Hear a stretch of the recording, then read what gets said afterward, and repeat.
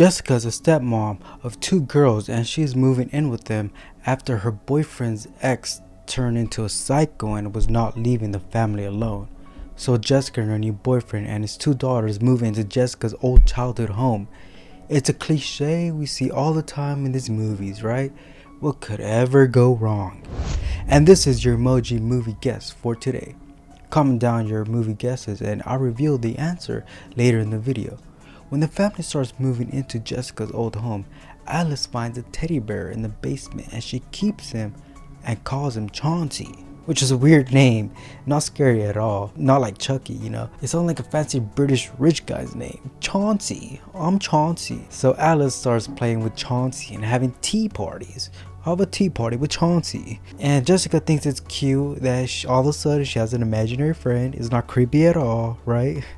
You move into a house and the little girl has an imaginary friend out of nowhere as soon as they move in. One of the neighbors who used to take care of Jessica when she was just a child welcomes her to the neighborhood and tells her stories of when she was a child and how she had an imaginary friend as well. But Jessica has no recollection of ever having an imaginary friend. Dun dun dun. Later, Jessica starts seeing Alice doing a scavenger hunt that Chauncey made for her. It's a scavenger hunt to help Alice overcome her fears. What could ever go wrong, right? Taylor, who's the older sister of Alice, is talking to a guy who lives next door, and he starts telling her that they should go out and get some drinks because the store nearby doesn't check ID. And Jessica interrupts them, being a mother, rightfully so, makes a kid scram, and Taylor gets embarrassed and pissed off at her. This is your average cliche of rebellious teen who hates her new stepmom, and in the end, they discover they need each other and they truly love each other, right? The next day, Jessica sees Alice having a tea party with Chauncey again. She hears someone speaking to her and she gets freaked out, and turns out it was her mom, the psycho mom. She appears out of the room and attacks Jessica. Turns out Taylor called her mother and told her where they live because she thought she was doing so much better now. Looks like she's still not doing well. Police and medics come to detain her and send her back to the mental institution, and we never see or hear any mention of the mother ever again. Like, what was the point of having her in the film? It changes nothing. She is pointless to the film. Having her in the film adds nothing to the story. Max, the father of the 2 girls and Jessica's boyfriend, has to go away for a while. He's in a band and has to go on tour, but he's hesitant to leave because he's not sure if Jessica can take good care of his daughters while he's gone. But she assures him everything will be just fine. Nothing bad will happen while he's gone. Yeah, right. Yeah, what could ever go wrong? After he leaves, Alice goes to finish her scavenger hunt, and one of the things on the list is to do something that causes pain and harm to yourself.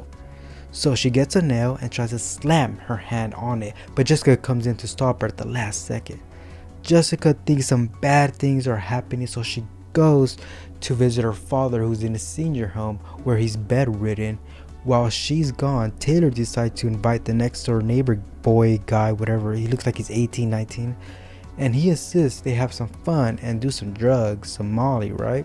He also mocks Alice and her bear. Yeah, he's dead, right? He's definitely dead, right? Yeah. As Jessica tries to get answers from her dad about what happened in the house, he doesn't say much until she brings up her dead mother who died in that house where Jessica's living currently. When Jessica brings up her dead mother, her father starts going manic and crazy and starts saying CB over and over again. Jessica is confused and afraid. She doesn't know what he means by CB. She thinks he's talking about CB radio. The nurses come in to calm him down. Taylor and her house guest are watching a movie and he gets bored and tries to steal some liquor from the minibar. But Taylor insists he better not take anything and he breaks a bottle. She's scared that she's gonna get in trouble and makes him go get some towels from the bathroom upstairs. As he leaves the bathroom, he hears some strange noise in the hallway and he sees a weird figure underneath a towel. He sees it's Chauncey.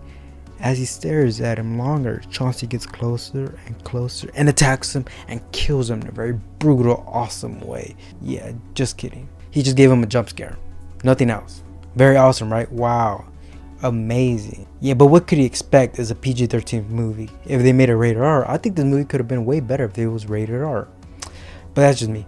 Taylor goes upstairs to see what's wrong with him, and Jessica is there downstairs waiting and looks pissed off. The boy's mom comes and Jessica shows her the Molly her son was trying to have Taylor take.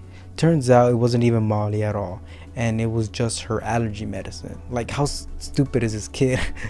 A psychologist comes to the house to evaluate Alice. Alice starts telling the psychiatrist about Chauncey and what he talks to her about and how he tells her to do certain things.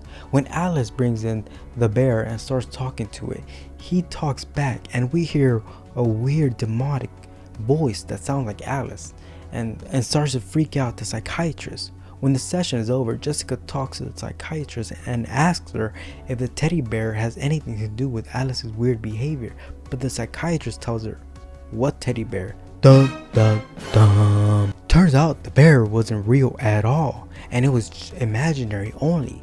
Jessica and Alice could see it, and maybe also the neighbor kid, but we never know for sure because he has to have seen the bear, right? Because it literally jump scared him. Whatever. When Jessica goes to talk to Alice, turns out Alice ran away. Jessica and Taylor start looking around the neighborhood. Jessica tells Taylor that Chauncey is a demonic being, but Taylor doesn't believe her and thinks she's crazy and starts blaming Jessica for all the bad things that has been happening lately. Jessica goes back to the house to find more clues to where Chauncey could have taken Alice, but she still doesn't call the dad, right? Like, I think he deserves to know that his daughter went missing. I think he could leave the tour and come back to try to help find his daughter. But whatever, I digress. She discovers that CB stands for Chauncey Bear. Dun dun dun. What a great revelation. And Chauncey Bear is the same imaginary friend she had when she was a child, and her dad was warning her about Chauncey. Taylor runs into the old lady neighbor that used to take care of Jessica, and the lady tells Taylor literally everything that Jessica told her about Chauncey. And then now Taylor believes the old lady instead of Jessica. Make it make sense. Make it make sense. Meanwhile, Alice was in the basement of the house the whole time, and Chauncey made her open a portal to the imaginary world where Chauncey lives, and she opened the portal by using the things she collected from scavenger hunt. When Jessica discovered that Chauncey took Alice to the imaginary world, she, Taylor, and the old lady try to open the portal to save Alice, and when they enter, we see a really cool set design.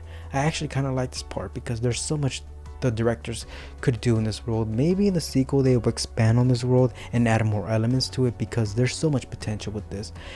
When they find Alice and try to escape, the old lady closes the portal and traps them in there because the old lady says that they should live here and never leave. She says this is a perfect world, and right when she's done talking, Chauncey the bear eats her old lady ass up like how he should have done to the neighbor kid. But whatever. As Chauncey chases the rest, he has them trapped, but they create a door and only Taylor and Alice go through it, and Jessica decides to stay behind when she literally had enough time to go through the door. But whatever. She fights Chauncey for a little bit and runs away. Taylor opens a portal and helps her escape, and they're safe. They're all safe. It's over now. And fast forward to the whole family together at the senior home to visit Jessica's father. But things turn sideways when the whole family starts talking like demons, and turns out she never left the imaginary world. Chauncey created a crazy illusion, which is really cool. I really like that. They should definitely add that in the sequel, expand on that. But then Taylor actually comes to save her for real this time. When they escape, Chauncey tries to attack them and bring them back into the imaginary world, but they burn him and also burn the whole house down. I wonder if Jessica will tell her boyfriend that she burned down the whole house. Remember, she said everything will be just fine. And in the end, they hint to a possible sequel, and I sure hope it's better and they get a much better director, much better actors, and a writer or writers. We had one kill in the movie. Very disappointing because in the marketing and trailers, you would think this movie is going to have a good number of kills, but no, we just got a bunch of BS fake outs. I won't be awarding any Golden Hammer awards in this movie. It's a terrible movie and only had one kill. The one kill wasn't a Golden Hammer worthy kill. The answer to the emoji movie guess is Ghostbusters. Did you guess it right? It was probably pretty easy to guess. I'll be doing a kill count on the new Ghostbusters movie when it comes out. And for my Dune Part 2 kill count, I already made it, it's done. But every time I upload it, it gets copyrighted and blocked. I've re-edited it multiple times, but it still keeps getting copyrighted and blocked. I'm going to keep trying until I get it right. So just wait, it's coming. I'm sorry to have you guys waiting. It's not my fault, it's YouTube, you know. I got a strike for a bunch of my old kill counts and I had to delete them, and I wasn't able to make videos for a while. I was restricted from making videos. But don't worry, new kill counts are coming. I got a whole lot of them ready to be made, including all the new ones coming soon to theaters and streaming service, like the horror Winnie the Pooh 2 movie, Blood and Honey Part 2, right? As well as Ghostbusters and King Kong vs. Godzilla. Trust me, I got a whole lot of new videos coming. So stay subscribed with notifications on to be the first to watch when they upload.